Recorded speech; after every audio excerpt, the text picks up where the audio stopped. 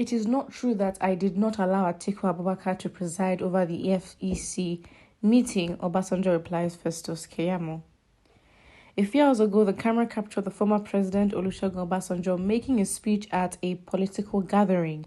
He, however, noted that one of the ridiculous claims he heard recently was that he did not allow Atiku Abubakar to preside over the Federal Executive Council meeting because he did not trust him.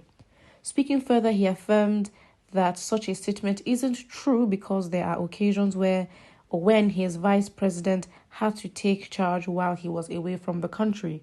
According to him, he does not need to delegate authority to him because the Constitution already states that in the absence of the president, the deputy has the full capacity to function on behalf of his boss. In conclusion, he said that there is no president that has delegated so or as much power to his deputy in the way and manner he has done. Atiku. Recall that the Minister of State for Labour and Employment, Festus Keyamo, had an interview with one of the media outfits where he spoke on the issue surrounding the insecurity challenges in the country. He, however, said and made such a remark which may have prompted the former president to correct the impression. Okay, first of all, it's not a surprise that such article like this would come out, just basically trying to antagonize them against each other. And it is not surprising because we've also had Obasanjo talk about Atiku in not so the best of lights. And so in that way, you can obviously see that obviously Obasanjo's promotion, or I guess endorsement of Peter Obi, sort of puts him in opposition with Atiku, and so anything they can get is literally what the media would use to antagonize these two, and of course, add more nuance to the political drama going on in the country today. Well, thank you, Baba, for this clarification. One said, Keyamo is a disappointment. I expect a learned personality who underwent training at Gani Fawehimi's chamber to know better. You don't have to tell a lot of fabricated lies to market your person, okay? We will vote for Atiku Abubakar this time around and nobody else. Well, that's a decision you're going to have to put on yourself. Atiku is our next president. Festus Keyamo is a born liar. So now we have comments that are very much split in... Well, actually, a lot of the comments do seem to support Atiku, saying they're going to vote for him, or just trying to say that Festus Keyamo is a liar himself. And yeah, that's... So he made a remark which obviously made Obasanjo have to come and correct what he said. Because if he said that, then what is Festus Keyamo trying to achieve as well? Again, he is the spokesperson for his party, and so it's expected that he's going to be the one to speak on a lot of issues.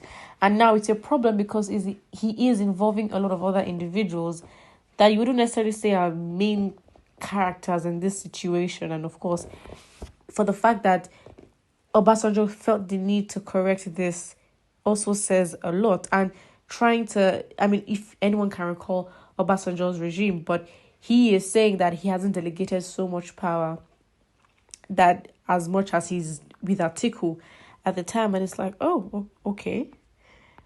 You don't really have to prove yourself. No one is... listen, if they decide to open up the books and go back to when he was also president, I'm sure there will be so many things to find anyways. But the point is, from this morning, we've had the spokespersons of APC and PDP go back and forth at each other. Of course, in their extensive interviews. But the essence of that right now, at this point, is preventing the main characters, in which I think Atiku and Tinubu, to actually go at each other. If anything, maybe it does build the suspense for when there may be a presidential debate or anything. But really, what is happening now is that their spokespersons are literally doing their campaign for them, which is obviously their job. But I don't think... We're not voting for these individuals. You're the spokesperson. You're not the presidential candidate. So I think it is best that Nigerians would want to hear from the candidates themselves and actually allow the candidate to go back and forth with whatever opinions that they have against the other party anyways. Ex-President Olusegun Obasanjo, leave Atiku Abubakar alone. Why are you tackling him all the time on social media? Nigerians are not begging you to trust him. You can never trust a man.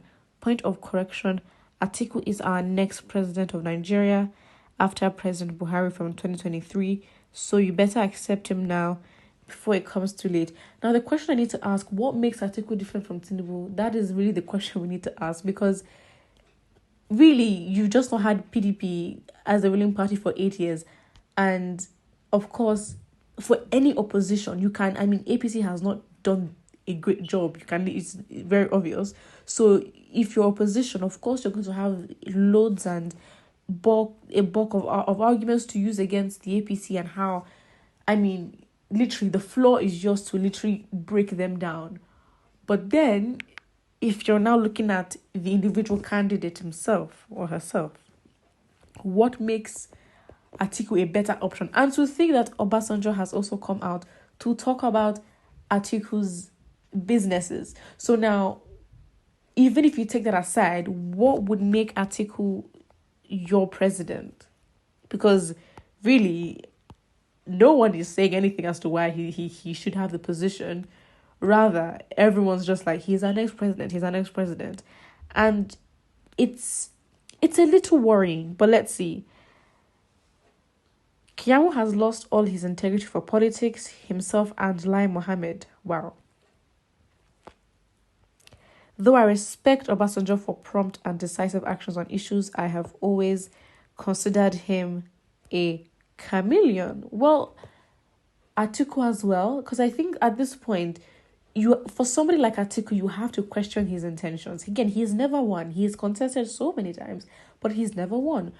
It's either, first of all, the presidential seat is actually running away from the man because he seems to be chasing it, or as some Nigerians would say, the works of the village people. But that may not be the case. The problem is, what do you think his motivations are? Because if anything, he seems even more driven to get to that seat. And so that also in itself gives that desperation, and he will do and take, whatever action he needs to and what moves he needs to take in order to get there. So that should already question your view on Atiku, because if you question his motivations, you now say, okay, fine, this has gone beyond his personal ambitions. It's getting a bit too personal, whereby he's excluding the actual purpose and the people he's going to serve and looking at himself. So whatever extent he is going to get to it, because he's very desperate for that seat. So the question is, you are voting for Atiku, so what makes Atiku different? Put what you think about it in the comment section below, and don't forget to like and subscribe.